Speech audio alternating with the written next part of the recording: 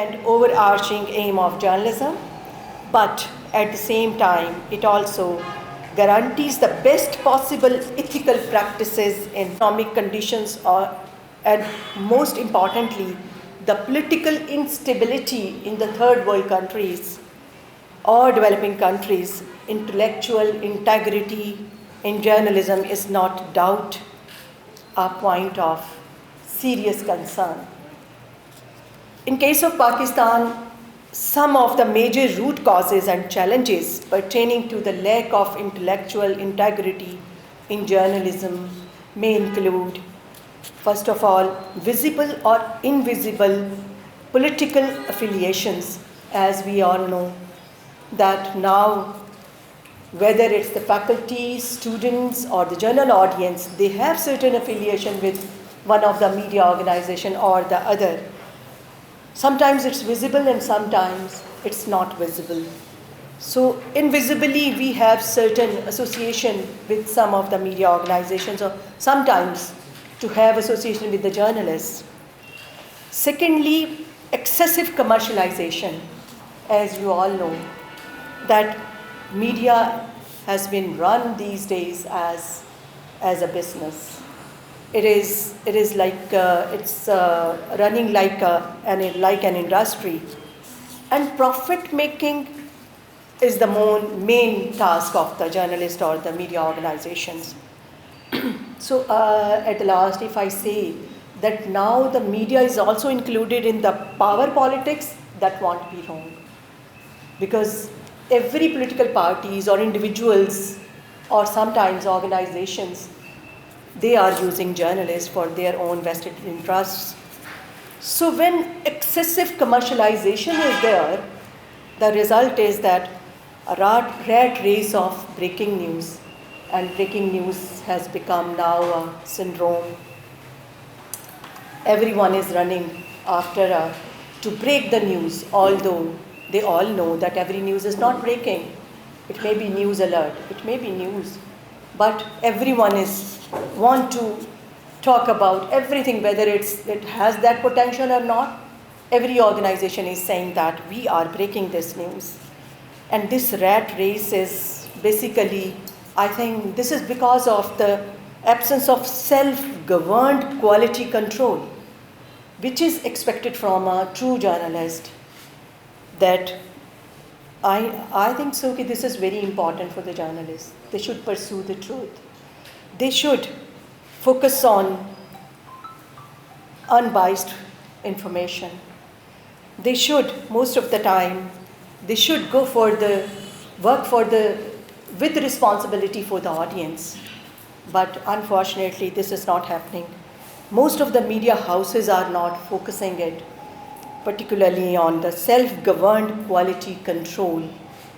Similarly, social media or digital media and citizen journalism has started another scenario for the audience. And everyone who has just a mobile Android phone with them, they are journalists. Although they are not aware of the soul of the journalism, they are not aware that what is the power of the media and how it should be used and how it can create damages to the society, or it will be beneficial for the society. But they are working as the citizen journalism. This is very common in Pakistan nowadays. Then lack of mid-career professional trainings.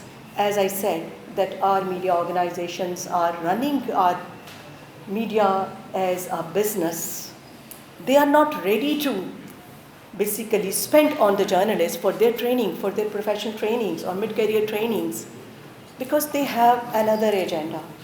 They have different agenda. That's why they are not focusing particularly on the professional career or professional development of the journalist. Similarly, non-existence of editorial institutions. You all know, as a student of media and communication and as a senior journalist, that in the past, newspapers were responsible. They must have a editorial section, and editorial section is responsible to print such news which has some worth, or it was analyzed that whether it is creating a positive impact on the society or it is damaging the society. But unfortunately, these days our media industry is working without any editorials institutions. Then because there is non-existence of editorial institutions, so I must say that it can lead towards the diminishing the social responsibility of the media, social responsibility toward the society. Journalists are not focusing on it, that they are part of the profession which is very noble and profession of the prophets, and they should work for the development of the society and create awareness and tell the audience what is right and what is wrong, but they are not taking their responsibility properly. There are so many other things, but I will conclude here. Basically, increasing power of pressure groups. I think this is one of the most important things we should talk about, the working side of the media organizations, because they are also dependent upon different power groups. They are pressurized by different groups, whether it's commercial, it's religious, it can be political, or it can be maybe sometimes individuals. They can pressurize the media organizations, and sometimes they in this all practicing this, sometimes they publish hate content which can never promote integrity and respect for journalism. Increased political polarization is another aspect, and you have observed that now the culture of watching a news and getting information is changed. Public, even they want only those news to watch or to read those news which is in their favor. They are not pursuing the truth. They are not focusing on it. They are not pushing the journalists that we need the truth, but they are also part of any group, whether it's a political party or any other organization. So changed in public attitude is there.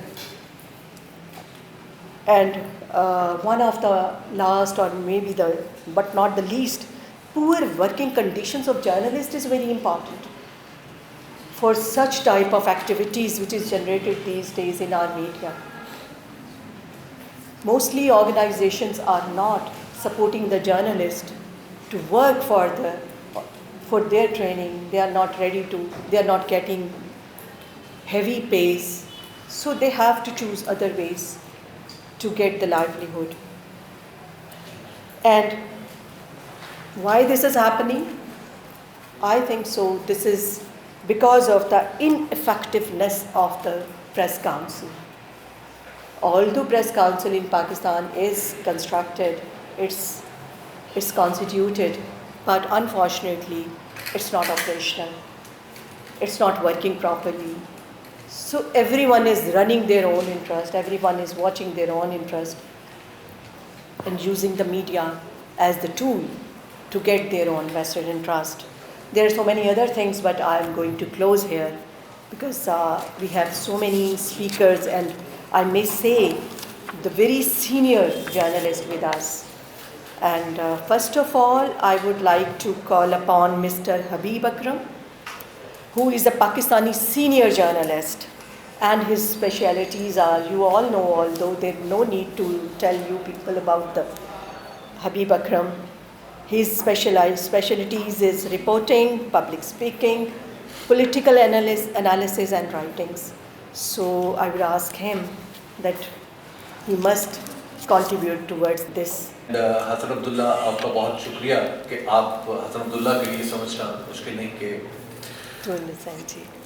सबसे पहले तो मैं ये अर्ज़ करूँ कि आखिर हम जिसको इंटेग्रिटी या अखलाकी साख कहते हैं वो है क्या। पाकिस्तान के तराजू में हमने आम तौर पर ये देखा है कि जब हम कहते हैं कि किसी کسی جرنلسٹ کی اخلاقی ساکھ، یا بالعام معنوں میں بھی جب ہم اس کو استعمال کرتے ہیں تو دراصل اس کی تعریف کوئی یونیورسل نہیں ہوتی، بلکہ کچھ ایسی ہوتی ہے جو ہمارے ذہن اور گمان کے مطابق ہوتی ہے۔ ہم کسی شخص کے پسندیدہ اعمال کو، اگر میرے لیے کوئی چیز پسندیدہ ہے تو میں اس کو کہوں گا کہ اس کی اخلاقی ساکھ بہت زیادہ ہے، اور اگر کسی شخص کو میں ناپسند کرتا ہوں تو مجھے اس کی انٹیگریٹی کے اوپر بھی شکوک و شبہات ہو جاتے ہیں۔ تو لہٰذا وہ یونیورسل تعریف کیا ہے جس کی بنیاد پہ ہم کہہ سکیں کہ کسی ایک ادارے، کسی ایک شعبے یا کسی ایک فرد کی اخلاقی ساکھ کیا ہے؟ لطیفتاً عرض ہے کہ ایک ایکوٹی قانون کا ایک بہت ہی اہم حصہ ہے، اس میں ایک ہائی وے مین کیس یہ ہے کہ کچھ لوگ ایک عدالت میں جاتے ہیں اور عدالت کو جا کے کہتے ہیں اے نے بی پہ جو نالش کی، وہ کہتا ہے کہ ہم دونوں نے مل کے کچھ چیزوں کا حصول کیا، اور اس حصول کے بعد یہ طے تھا کہ جب بیچی جائیں گی تو حاصل ہونے والی رقم آدھی آدھی تقسیم کر لی جائے گی، لیکن مجھے یہ لگتا ہے کہ مدعا علیہ نے چیزیں تو بیچی ہیں لیکن جو قیمت ہے وہ اس نے پراپر ڈسکلوز نہیں کی۔ عدالت نے یہ سننا شروع کیا، یہ 17ویں صدی کا کیس ہے۔ عدالت نے معاملہ سننا شروع کیا تو آخر کار جج صاحب نے پوچھا کہ یہ بتائیں کہ آخر آپ نے یہ چیزیں جو حاصل کی تھی وہ حاصل کیسے کی تھی؟ دونوں نے، مدعی نے اور مدعا علیہ نے، جواب دینے سے گریز کیا۔ ان کا گریز جو ہے عدالت کا اصرار بڑھاتا چلا گیا، اور بعد میں پتہ چلا کہ دونوں ڈاکو تھے، اور ڈاکوؤں نے ڈاکہ مارا، کچھ چیزیں اکٹھی کیں اور اس کے بعد پھر ان کو بیچا، اور مال کی تقسیم کے اوپر مسئلہ بن گیا جسے وہ عدالت میں لے گئے۔ اب یہاں سے آپ ذرا سوچئے کہ حقائق جو ہیں وہ کیا ہوتے۔ تو اخلاقی ساکھ بنیادی طور پہ کسی کی پسند یا ناپسند پہ نہیں ہوتی، بلکہ حقائق کو تسلیم کرنے یا حقائق کو بیان کرنے میں چھپی ہوتی۔ اگر خیالات کی بنیاد پہ مجھے اس عمارت میں رنگ اچھے نہیں لگ رہے، مجھے بعض لوگوں سے اختلاف ہے، مجھے اس کے نصاب تعلیم سے کچھ پرابلمز ہیں، تو یہ میرے خیالات ہیں، کیا ان کی بنیاد پہ میری انٹیگریٹی کا فیصلہ ہوگا یا حقائق کے بیان کرنے پہ میری انٹیگریٹی کا فیصلہ ہوگا؟ تو لہٰذا سب سے پہلے تو یہ سمجھ لینا چاہیے کہ جو ساکھ ہے وہ حقائق سے جڑا ہوا ایک فنومنا ہے، وہ خیالات سے جڑی ہوئی کوئی بات نہیں ہے۔ آپ کو کسی شخص کے خیال سے اتفاق ہو سکتا ہے اور کسی سے اختلاف۔ یہ سوال جو اخلاقی ساکھ کا ہے، اس کو بہت ہی خوبصورت طریقے سے برٹن رسل نے آج سے تقریباً 70 سال پہلے ایک بہت ہی خوبصورت بات میں کہہ کے اس نے بیان کیا تھا۔ اسے پوچھا یہ کہ سوال یہ تھا کہ آپ کیا سمجھتے ہیں کہ اب دنیا کے اندر میڈیا آ رہا ہے، یعنی اس وقت تو ٹی وی تھا، ڈیجیٹل میڈیا کی تو یہ کیفیت نہیں تھی، میڈیا آ رہا ہے، ڈسکشنز ہو رہی ہیں، نئے نئے خیالات ہیں، نئے نئے ذرائع پیداوار ہیں، آخر اب اس میں انٹلیکچولی ہم درست راستہ کیسے اختیار کر سکتے ہیں؟ برٹن رسل نے جو بات کی، اس نے کہا دو باتوں سے، وہ یہ ہے، اور میں سمجھتا ہوں کہ کسی کی انٹیگریٹی کو جانچنے کے یہی دو پیمانے ہیں۔ اس نے کہا ایک تو یہ ہے کہ حقائق کا تعین، ننگی سیدھی سادی حقیقت کا تعین، اور دوسرا رواداری۔ حقائق کا تعین جب آپ کر لیں تو ان کے اوپر آراء بھی بدلتی ہیں، رائے آپ کی کچھ اور ہو سکتی ہے، میری کچھ اور ہو سکتی ہے، لیکن حقیقت ہماری آراء سے بدلے گی نہیں، ہم وہاں سے الگ راستہ، حقیقت آپ کو ایک ایسا چوک ہے جہاں سے مختلف راستے نکلتے ہیں آگے جانے کے۔ تو سب سے پہلے تو ہمیں یہ سمجھنا ہے کہ حقیقت کیا ہے، اور اس کے بعد رواداری کہ ایک دوسرے کو کیا ہم برداشت کر سکتے ہیں یا نہیں کر سکتے۔ تو ہمارے ہاں ساکھ کے سوال بعض اوقات رواداری سے جڑے ہوئے ہیں، برداشت سے جڑے ہوئے ہیں، حقائق سے نہیں جڑے ہوئے۔ یہاں کے جو آپ سب لوگ نوجوان بیٹھے ہیں، ان کے لیے تھوڑا سا میں ایک عرض کرنا چاہوں گا کہ آخر حقیقت کیا ہے، وہ کیا چیز ہے جس کو ہم حقیقت کہتے ہیں۔ حقیقت کے مختلف مدارج ہیں، ان میں سے میں آپ کو ان کی میں چونکہ علوم اسلامیہ کا ایک طالب علم ہوں تو میں اپنے پس منظر کے حوالے سے آپ کے سامنے ایک مثال رکھوں گا۔ مثال یہ ہے کہ اسلام میں ہم سب جانتے ہیں کہ سور حرام ہے اور بکری حلال ہے۔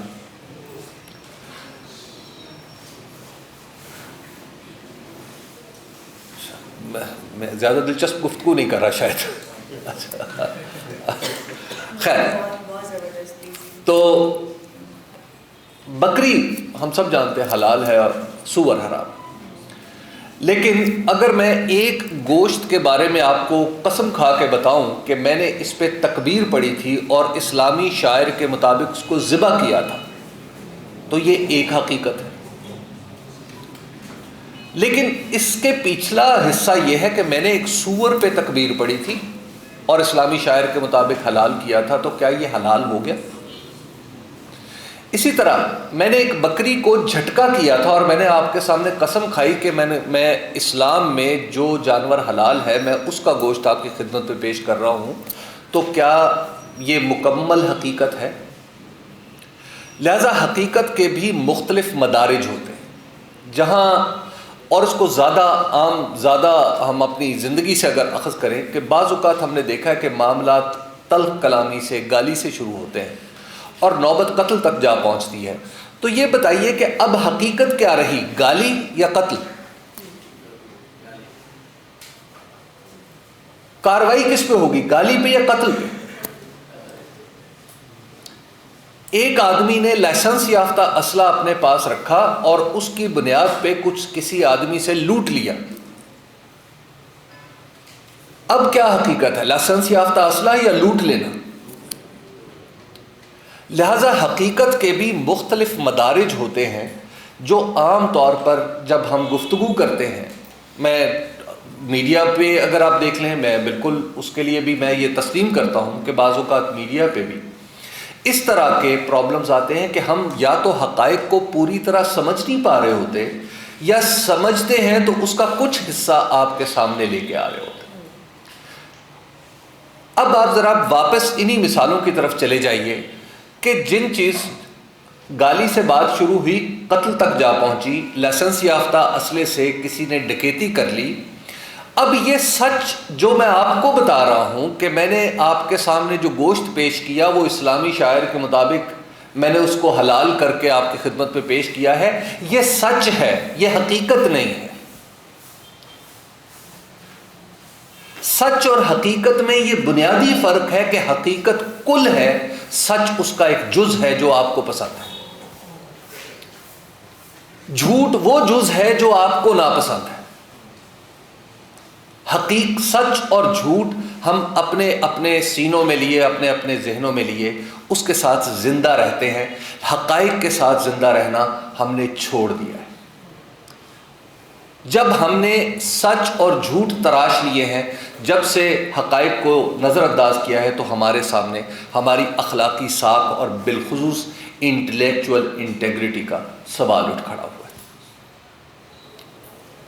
چونکہ ہماری آراء حقائق پہ استوار نہیں ہے، اپنے سچ اور جھوٹ پہ استوار ہے، تو لہٰذا ہم نے اپنے آپ کو اب ہم سب ایک دوسرے کو تو کہتے ہیں کہ آپ انٹلیکچولی آپ کا انٹلیکچوئل انٹیگریٹی کے اوپر سوالیہ نشان ہے، لیکن ہم بحیثیت قوم اس پر غور کرنے کے لیے تیار نہیں۔ اس کے بعد کچھ خیال ہوتے ہیں جو حقائق کی شکل اختیار کر لیتے ہیں۔ مثال کے طور پہ کسی ایک وقت میں کسی ایک خیال پہ جب کوئی قوم متفق ہو جائے اور کسی مخصوص عرصے کے لیے یا انڈیفینٹ پیریڈ آف ٹائم کے لیے تو اس خیال کو تحریر کر لیا جائے تو اس کو دستور کہتے ہیں یا آئین کہتے ہیں۔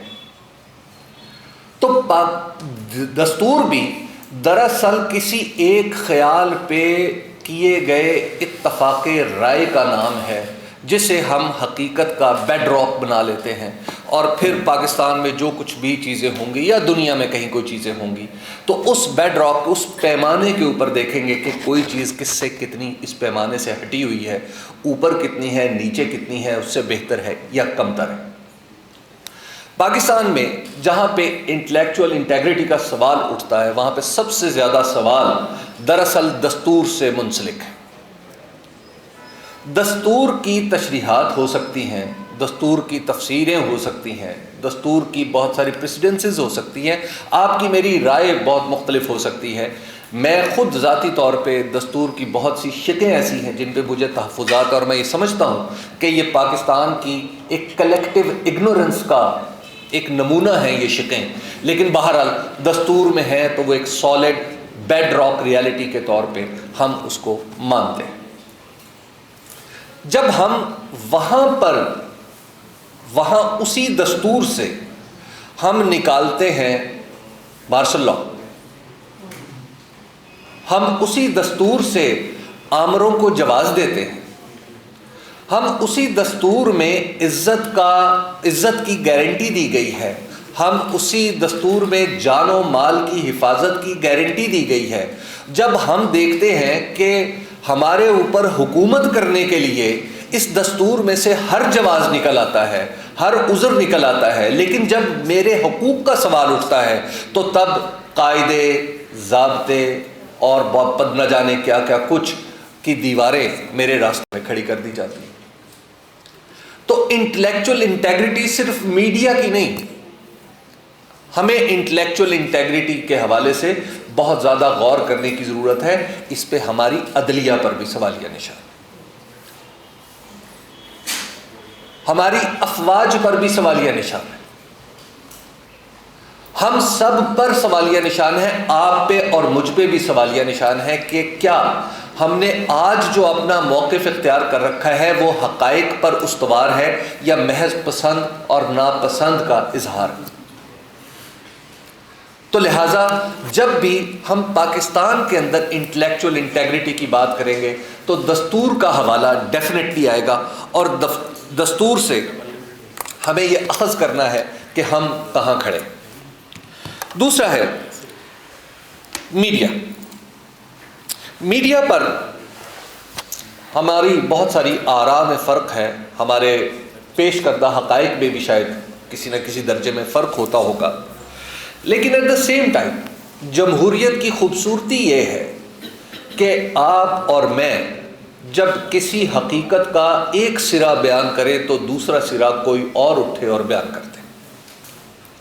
تصویر کا ایک رخ میں آپ کے سامنے پیش کروں تو اس کا کوئی دوسرا رخ کوئی اور اٹھے اور آپ کے سامنے بیان کر دے۔ یہ جمہوریت کی خوبی ہے۔ جمہوریت دراصل ایک کلیکٹیو انٹلیکچوئل انٹیگریٹی کا بندوبست ہے جس کے اندر ہم سب رواداری سے کام لیتے ہوئے ایک دوسرے کی آراء سے اختلاف کرتے ہیں، تو لہٰذا یہ معاشرتی جدلیات آخر کار ہمیں کسی نہ کسی ایک نتیجے پہ پہنچا دیتی ہے جس پہ سب لوگ متفق ہو جاتے ہیں۔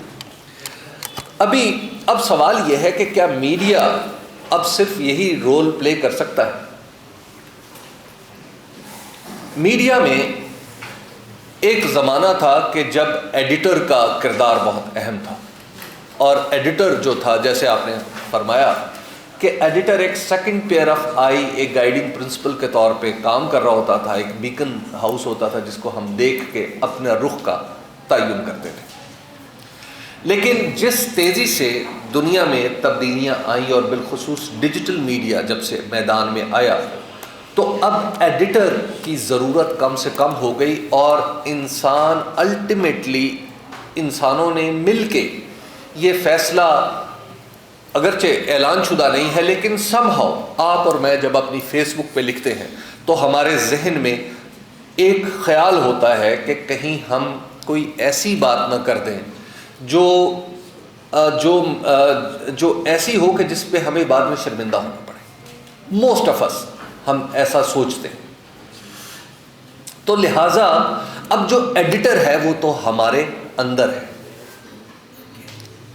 آپ نے سوچنا ہے، آپ نے لکھتے ہوئے، آپ نے بولتے ہوئے سوچنا ہے کہ کیا آپ اگر ایڈیٹر ہوتے آپ کے سامنے کوئی آپ کے بارے میں یہ بات کہتا تو کیا آپ اس کو سننا گوارا کرتے؟ یہ ہے اس کا سماجی پہلو، اور اس کا حقیقت سے کتنا تعلق ہے یہ آپ کو لکھتے اور بولتے ہوئے اب سوچنا ہے۔ لہٰذا ایڈیٹر کا ادارہ جہاں پہلے کیپٹلزم یا پیسے کی وجہ سے کمزور ہوا تھا، اب اس ادارے کی میں نہیں سمجھتا کہ کوئی بہت بڑی ضرورت باقی رہ گئی ہے۔ اب ہر شخص کو اپنا ایڈیٹر ہونا پڑے گا، یا ہر شخص اپنے ہی گفتگو کے مخالفانہ دلائل سن کے شاید کنونس ہوگا، اپنی کسی پوسٹ کو ڈیلیٹ کرے گا، اپنے خیالات سے رجوع کرے گا، یا اپنی رائے بدل لے گا۔ لاسٹلی میں ایک عرض کرنا چاہوں گا کہ اب یہاں پہ ہماری ایک اجتماعی انٹلیکچوئل انٹیگریٹی کا سوال ہے۔ وہ یہ ہے کہ پچھلے کچھ عرصے سے ہم دیکھ رہے ہیں کہ ہماری ریاست کو ڈیجیٹل میڈیا سے بڑی تکلیف ہے، کیونکہ ہم جو ریگولیٹڈ میڈیا میں کام کرتے ہیں، ایک فون کال ہمارے مالکوں کو کافی رہتی ہے، دوسری فون کال اگر مالک نہ مان رہے ہوں تو اس کے کچھ ایسے پیج ٹائٹ کیے جاتے ہیں کہ جس کے نتیجے میں ہم سب یکا یک اگر سفید کو سیاہ نہیں کہتے تو ہم سفید کو کم سفید اور سیاہ کو زیادہ سیاہ کہنا شروع کر دیتے ہیں۔ تو لہٰذا یہ ہماری نوکریوں کا سوال ہے، ہماری پروفیشنل گروتھ کا سوال ہوتا ہے، یا سروائیول کا کوشچن ہے، جس پہ آ کے شاید ہمیں ریگولیٹڈ میڈیا میں یہ کرنا پڑتا ہے۔ لیکن کیا ڈیجیٹل میڈیا ایسا کرتا ہے؟ ڈیجیٹل میڈیا ایسا نہیں کر رہا۔ ڈیجیٹل میڈیا میں لوگ اپنی رائے دے رہے ہیں، اس رائے سے لوگوں کو تکلیف بہت ہے، کیونکہ ہم پہلے جس عمر میں ہوں، ہم اپنی نوجوانی میں راول پنڈی میں جو کچھ سوچا جاتا تھا ہم اس کو ملک و قوم کے لیے ضروری سمجھتے تھے۔ اسلام آباد کی سپریم کورٹ میں جو کچھ کہا جاتا تھا ہم اس کو جورسپروڈنس کا جزو لا ينفق سمجھ کے اس پہ ایمان لے آتے تھے۔ ہمارے نزدیک ہمارے جو سیاسی زعماء ہیں وہ اتنے اچھے تھے کہ بس ہم انہیں پیغمبر اور اولیاء کے درجے تک نہیں پہنچاتے تھے، لیکن صدیقین اور شہداء تک تو یقیناً پہنچا دیتے تھے۔ تو لہٰذا اب چونکہ یہ ٹیبوز ٹوٹ رہے ہیں تو ہر ایک کو تکلیف ہو رہی ہے، جو جتنا طاقتور ہے اسے اتنی زیادہ تکلیف ہو رہی ہے۔ اب یہاں پہ 3 سوال ہیں آپ کے اور میرے سامنے۔ پہلا سوال یہ ہے کہ کیا اتنی آوازیں جو اٹھ رہی ہیں، کیا یہ معاشرے کی تعمیر و ترقی میں کوئی کردار ادا کر رہی ہیں یا نہیں؟ دوسرا سوال اس سے جڑا ہوا ہے کہ کیا یہ معاشرے میں کہیں ہمارا معاشرہ اس لیے تو بظاہر تقریب کا شکار نہیں لگتا کہ ہم کسی تشکیل نو کے مرحلے سے گزر رہے ہیں، ہم کسی تعمیر کی کوئی نئی صورت اختیار کرنے جا رہے ہیں، ہمارے خیالات جن کے ساتھ ہم پیدا ہوئے تھے شاید اب وہ ٹوٹ رہے ہیں، اور ہم میری عمر کے لوگ شاید ان کو زیادہ برداشت نہیں کرتے، لیکن نوجوان نئے خیالات کو اڈاپٹ کرتے چلے جا رہے ہیں۔ اور آئندہ آنے والے کچھ عرصے میں جب یہ سارے معاملات جنریشن زی کے ہاتھ میں ہوں گے تو اس وقت کیا صورتحال ہوگی؟ کیا ہم اس تشکیل نو سے یا تعمیر نو سے ڈر رہے ہیں؟ اور لاسٹلی، کیا یہ معاشرہ باقاعدہ طور پہ صرف تخریب کا شکار ہو رہا ہے؟ کیا ہم زوال کا کوئی راستہ پکڑ چکے ہیں کہ اتھا گہرائی میں جائے بغیر جس کی منزل نہیں ہوگی؟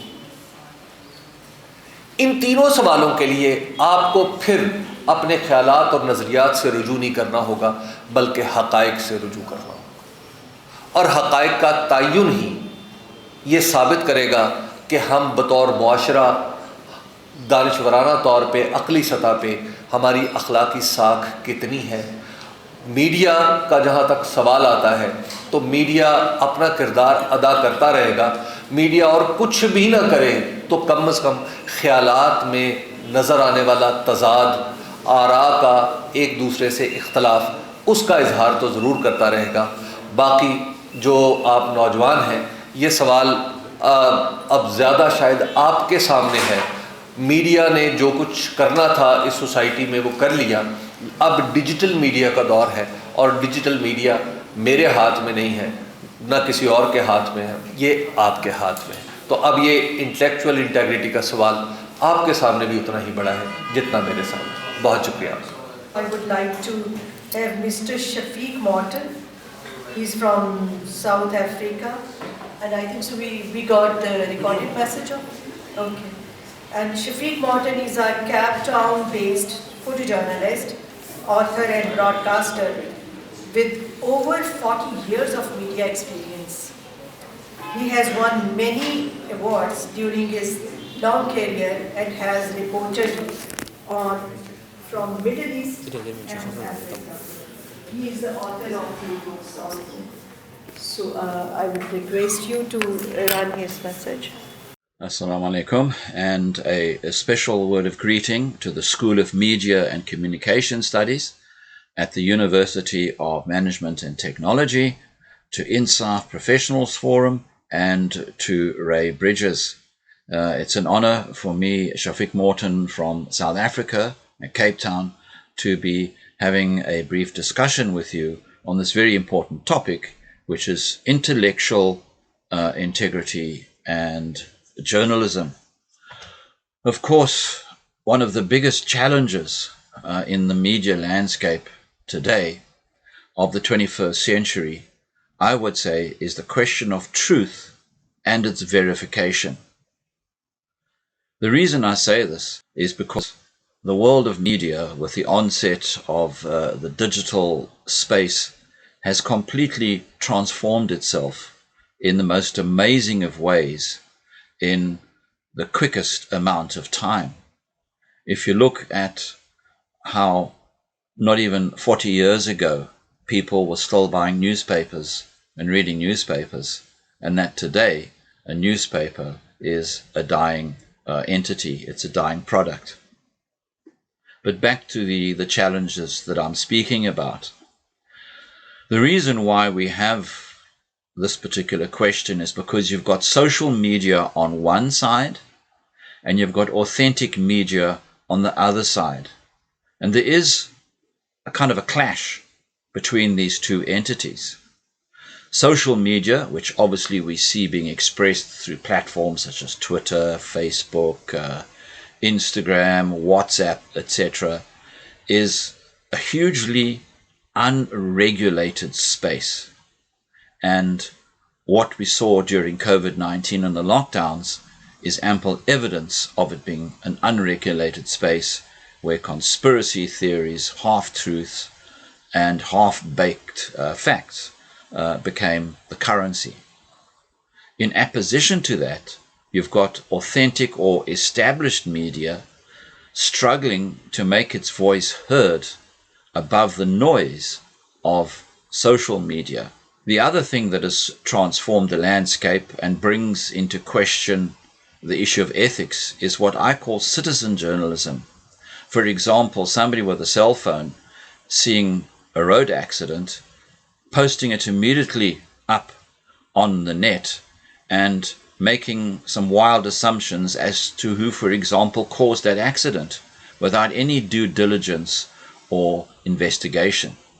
So I'm sure it's quite clear that the problems we deal with today in the media space, in terms of ethics, in terms of professional journalism, is the tensions between an unregulated space, which is social media, and a space that tries to regulate itself, which is authentic media.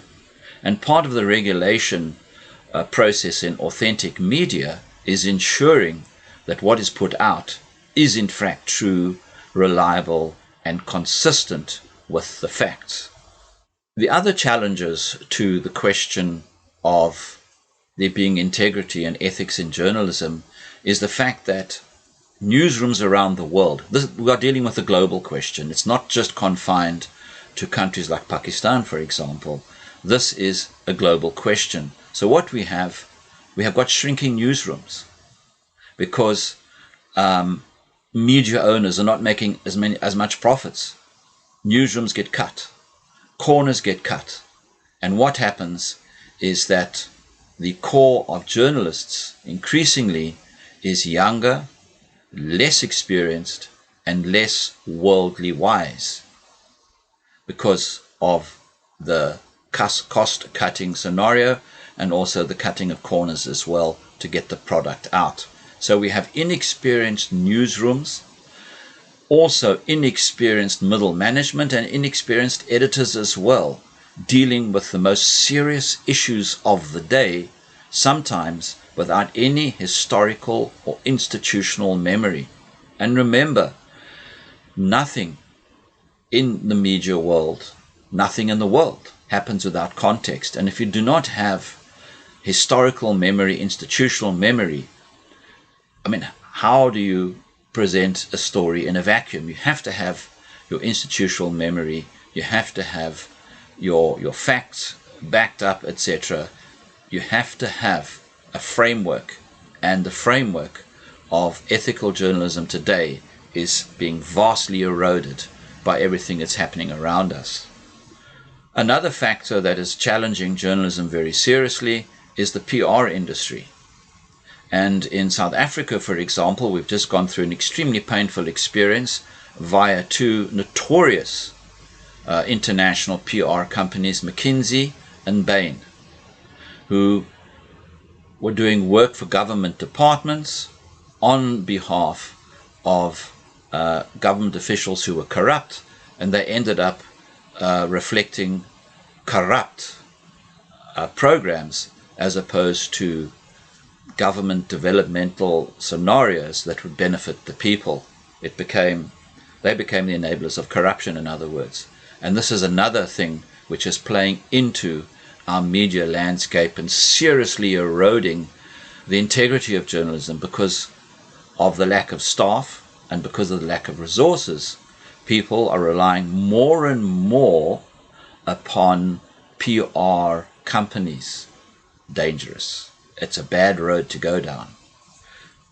Then we have the geopolitical and the economic situation, where governments will determine the information agenda.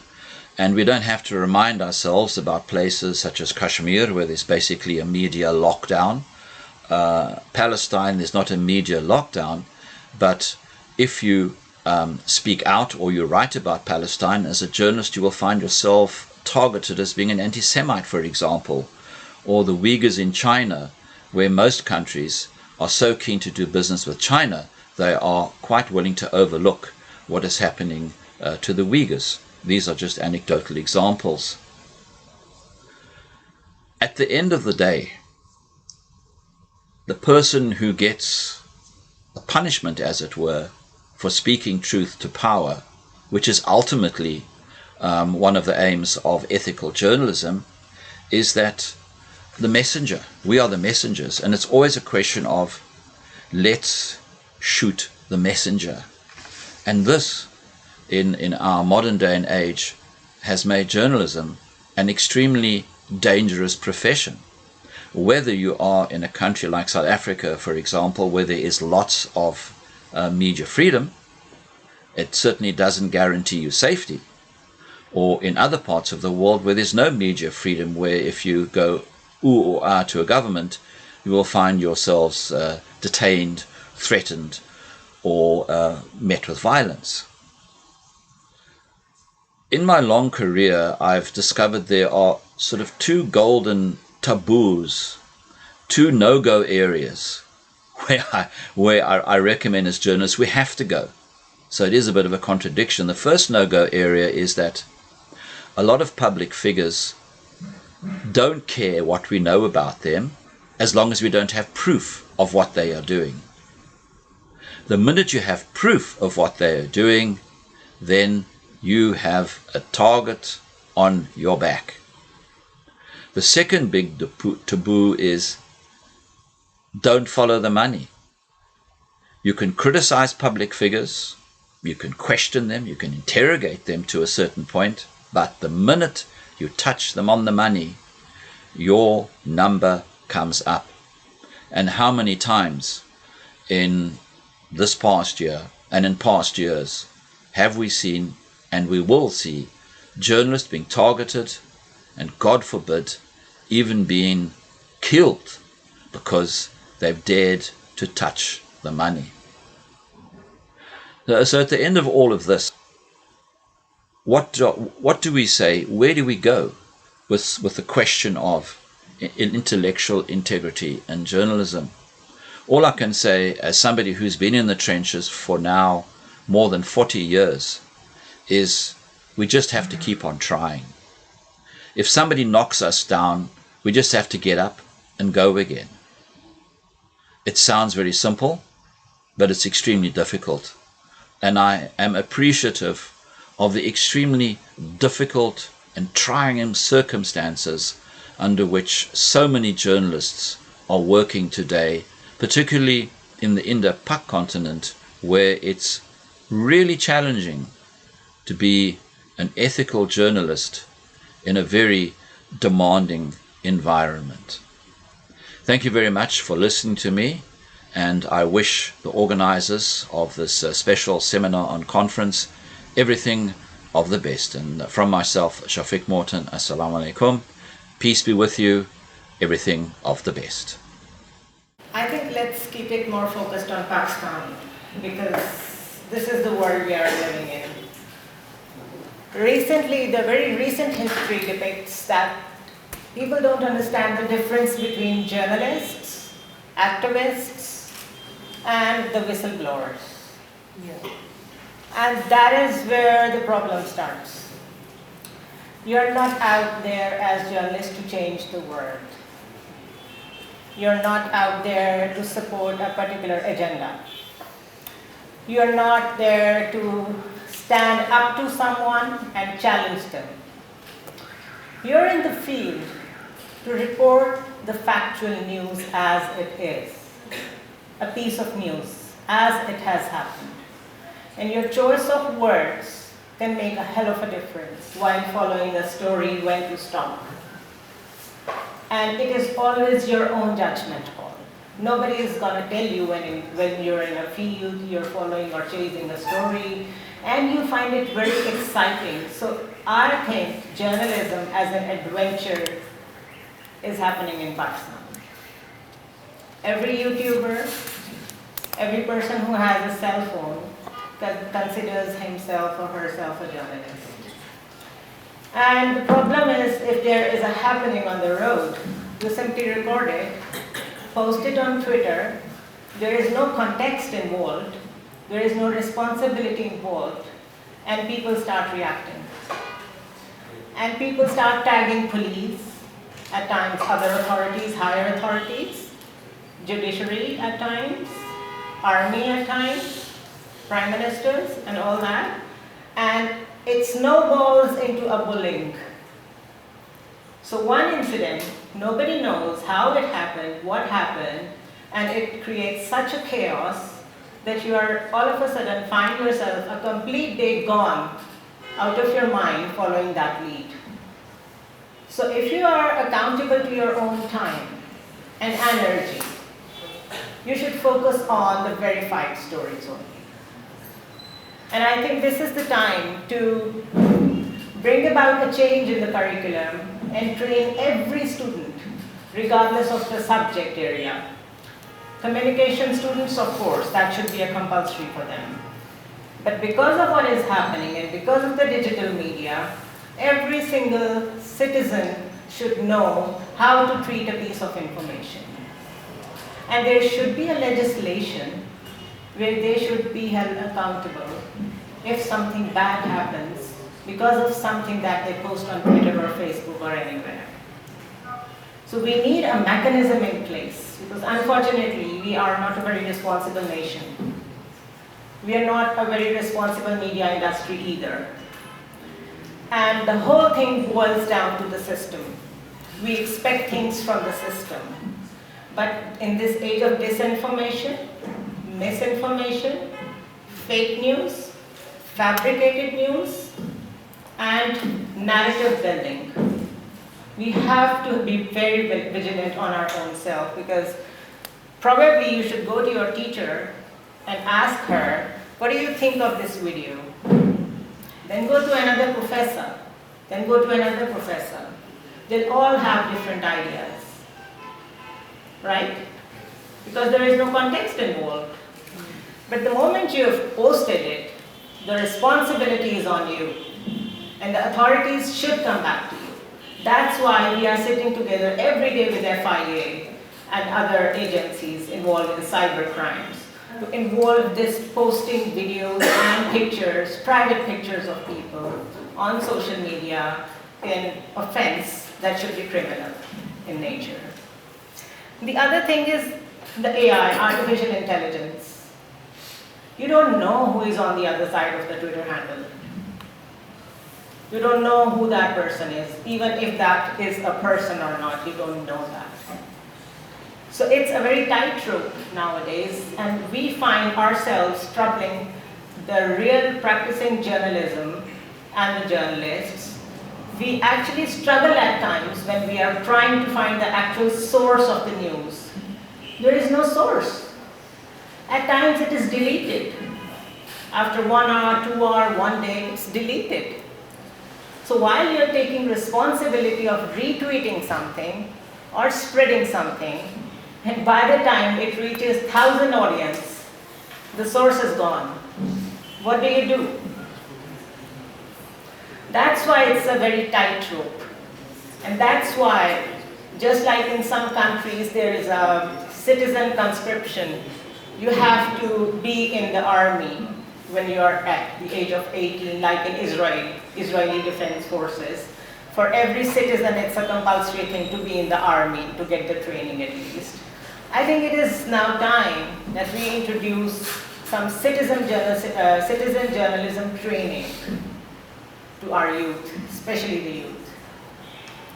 And that disconnect between our parents and us because of this AI thing, at times our parents are asking, what is artificial intelligence?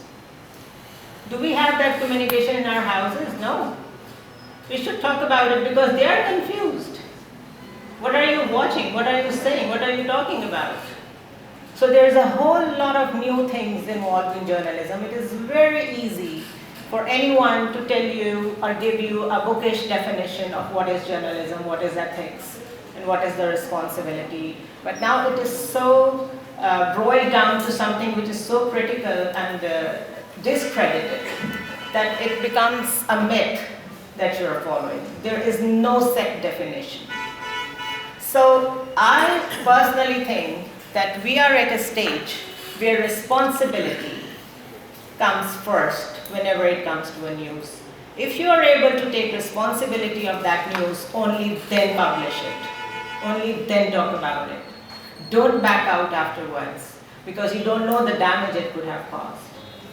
So I think I would like to end my talk on the point that the kind of damages that it is bringing to the society. You just post a girl's photo and you know what happens. You know, it's a very judgmental society. Same goes for boys. You've all seen that brawl in Scarsdale School. You've all seen that, right? Now, okay, those girls are also juvenile. The abusers were also juvenile. And if they are this aggressive at this age, they also need help. They need help. And their parents need help. So going after them like a vigilante justice and like everybody acting like a citizen journalist, that is not going to work. It is only create more chaos. So just becoming more responsible is, I think, more important at the moment. Thank you very much.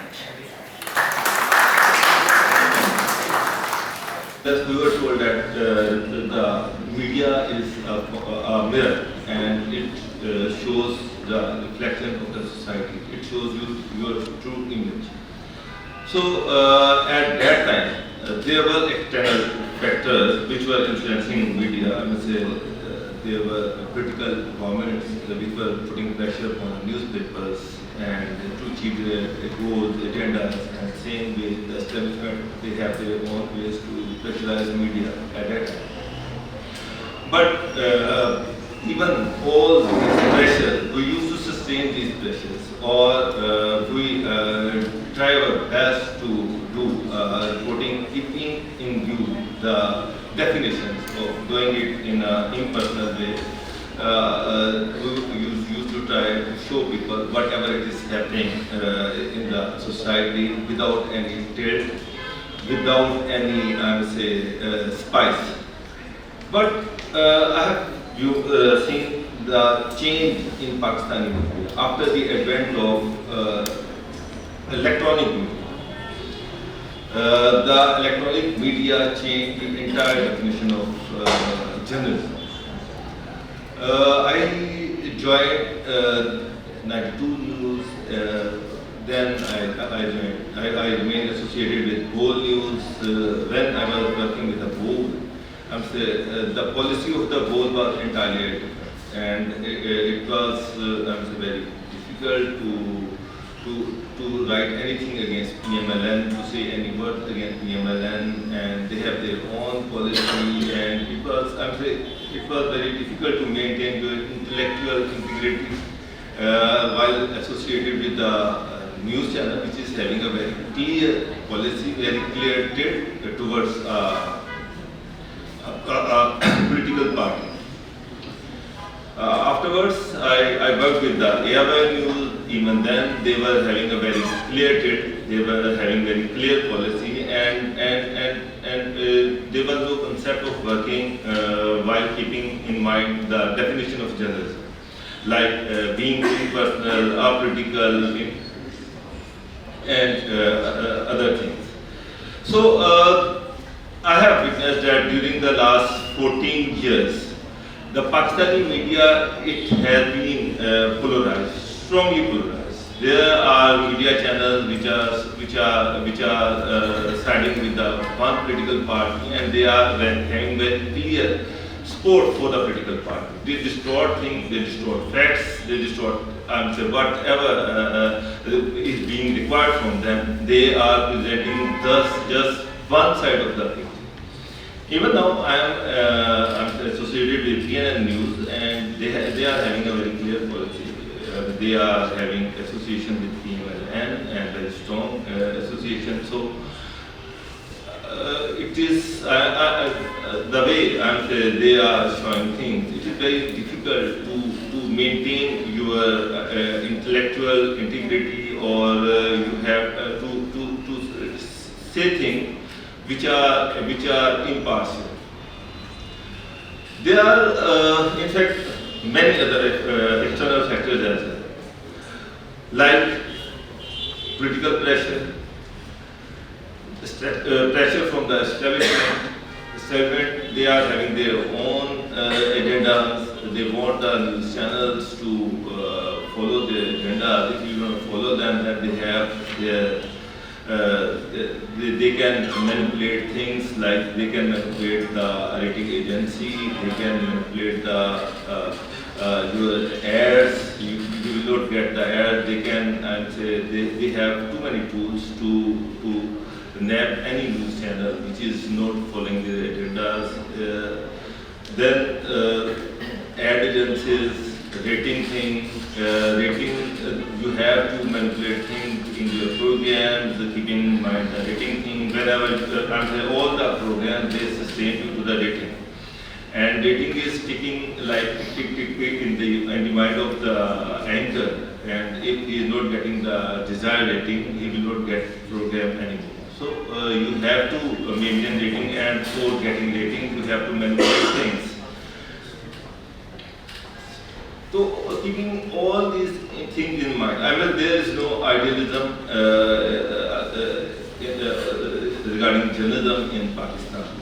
You have to maneuver things. You have to follow the policy of your owner. You have to sustain the pressure of the establishment. You have to sustain the pressure of certain political parties. Then there is a pressure of rating agencies. Then there is pressure of ads, or in the case of all these things, to say that we are doing reporting, or we are doing journalism in a catalytic way, in an impersonal way, or we are maintaining our professional integrity while presenting or depicting a true picture of the society or true facts.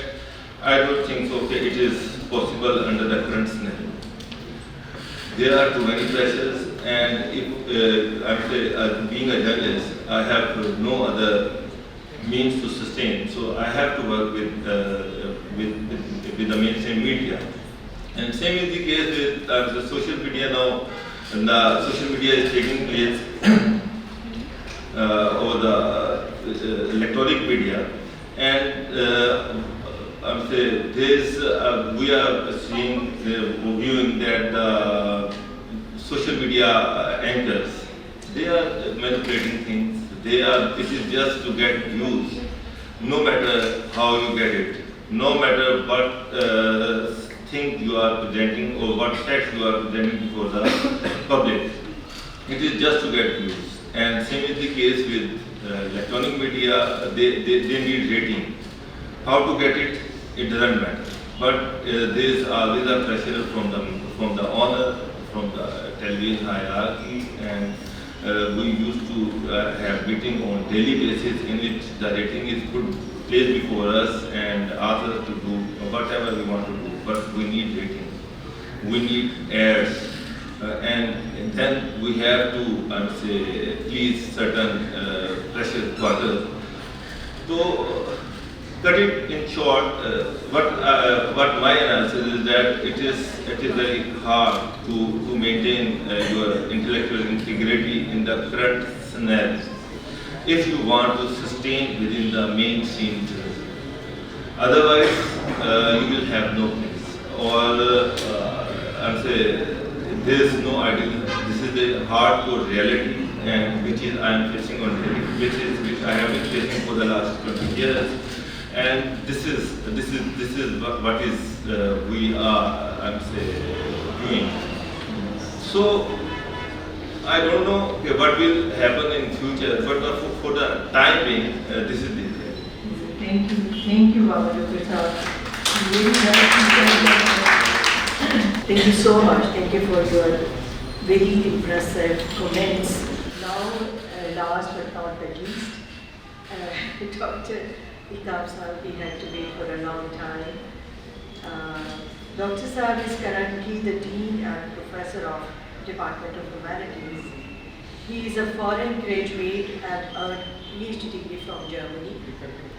His research and teaching interests are international journalism, freedom of expression, mainstream media in the era of fake news, and alternative facts. He is author of 3 books, including News, Media and Journalism in Pakistan, then News, Media and Journalism in Pakistan and Germany, and third book is Reporting the Frontier. Now I request to Dr. Altaf that please share your views regarding the integrity, intellectual integrity, that was the thing. So one thing is, when we talk about integrity, we are talking about professionalism when it comes to journalism. And professionalism is a question of ethics, basically. But again, when we talk about ethics, what do we mean by ethics from a practical perspective? Like, it means that you agree to follow certain rules, and when you agree to follow certain rules, you abide by them. And when you don't do that, you are considered to be unethical, or your integrity is questioned. Now, the issue here is that the way we look at news media, it's right now, and we are in a transformative phase, and it's not simply Pakistan, the whole world has to come to terms with the new reality, which is social media and its importance. Kind of 6 to 8 years back, we were talking about, the question was whether citizen journalism can be recognized as journalism. And I remember being part of some international debates, and we decided that no, because there is no editorial function. So if you don't have an editorial function, you are not a journalist. But right now we see, as we heard a lot of our colleagues speaking, that the editorial function has taken a back seat, especially when it comes to television. It's not because of the social media. The reason that the editorial function was not given that importance in television was because of the live coverage of certain issues. Whereas in the newsroom, we changed the position of reporters with anchors, and anchors were supposed to get news from reporters on the spot who had cameramen with them. And they were there, they were on the spot, and you didn't have the luxury to edit their content because you needed to give live coverage in a competitive environment. When that happened, it really trickled out to everything. Right? And newspapers had to compete, especially when newspapers became online. It was really difficult for newspapers to compete with television, 24/7 television, and everything. So they have really opted for a relaxed approach to editorial responsibility. And also, in a country like Pakistan, we have two different cultures at play. The one is the media owners, on the other hand, these are journalist professionals. Research around the globe shows that journalist professionals, individual journalists, they are more they tend to serve their audiences, because most of these people are lower middle class or poor people making their way up the ladder, and they have a lot of sympathy towards their audiences. So they want to report the facts and whatever happens. Owners, on the other hand, are people who are wealthy and who would really like to convert their financial power into political power. And that's where polarization steps in, because that's only possible when you side with a political agenda. And once that happens, the working journalists, for the sake of their survival, have to follow through. Like one of the colleagues said, that that's the only way you can survive in the profession. And again, that's not simply Pakistan, the whole world is experiencing it. And I assure you that I'll be brief. I won't take more than 4 minutes of your time. The only thing is that this is not the whole of the media environment right now. The entrance of social media and also the cross-platform engagement of working journalists has made the job very difficult. It has become more dangerous than it was earlier, because organizations also want their journalists to be on social media and to get a lot of clicks, because that helps the organization. So the problem is that the news that you give on mainstream media, when the same is presented on social media, these are two different realities. There are two different realities in many ways. One is basically the social media following, and the nature of social media is more emotional because it's more individualistic. People identify with what you say. Mainstream media, when you are on mainstream media, you are seen as an informer, as an expert or something like that, as a journalist. But then people identify with you. The other thing is the business model, because if you are on social media, you are getting more clicks from YouTube or Twitter or whatever. You can earn money directly. It's an individual model. Whereas in mainstream media, that's not the case. So adjusting on both platforms has made not simply journalism difficult, but also more dangerous. So if you look at Pakistan, recent Pakistan, like the last 1 or 2 years, you see that most of the journalists who got into trouble with bar that week is because of their social media engagement, not because of their mainstream media engagement. Because it's not that you do something wrong, but it's because the way it's interpreted. Like if something is retweeted with a comment with it, or part of it is retweeted, then it becomes a different news item, and it has different impact. And then the followers, basically all the political organizations and many of the other organizations do have kind of what we call social media brigades. So they will go after you, or they will praise you for whatever you do. So that polarization in the society is clearly evident on the social media. And that creates a problem with journalists, how to present facts. If we go down the road even further, it's the age of TikTok. The business model of TikTok is that I think in 2021, 21-22, it had an earning of more than $2 billion. So these $2 billion were not coming out of any other pocket but the mainstream media. So on the one hand, there is a platform which we don't like right now, maybe kind of what we call the high-end taste. But the issue is that it's earning money, and it's earning money from no other place but from the share of the mainstream media. So the future is how to adjust with TikTok, how to present the news item on TikTok where unfortunately 250 people died because you need clicks. And there is a small child, I always give this reference, who's talking about his father laying in the field and the guy has 75,000 clicks. So, and there is a political leader who if he remains decent, like decent means if he doesn't use foul language, he'll get 10 to 15. So forget about the journalists covering the news. So the only thing that I can see is that there is need for more collegiality within the media structure, like more support and more bringing together of the editors and the working journalists, and find a strategy which could help in the survival of mainstream media. Otherwise, if we look at the way things are going, not simply Pakistan, everywhere in the world, mainstream media is almost done. Like I somehow see the end of mainstream media. But the final word is that if we, and many people say, like one of our former ministers said, why are you teaching journalism at schools? We don't need mainstream media anymore, so why are you graduating? But the question is that if you don't have mainstream media, however bad it is, you won't have a functioning democracy. And we are seeing the signs of it right now. And so I think it's time that social media, mainstream media, all participants and stakeholders in mainstream media, including academia, join hands and find a strategy which could really help them survive on this multi-platform, individualized world that we are living in. Thank you very much.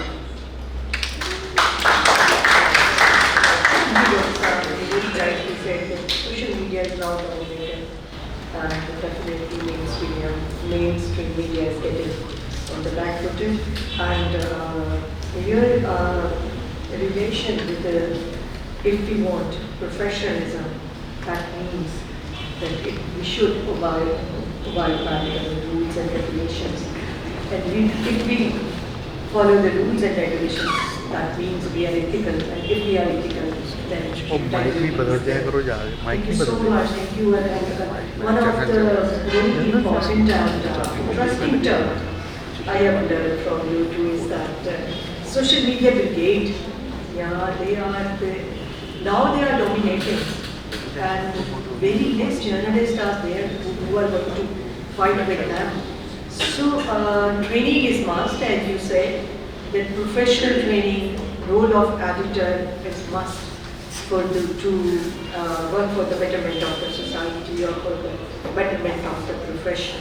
Thank you every speaker, particularly my sincere thanks to the speakers who have joined us online, and they were giving their professional experience, and they were sharing their professional experience and giving the recommendations. And for the speakers who are physically present here, we have us on here. So we just say thank you to the online speakers, and would love to present souvenirs to the speakers who are present physically.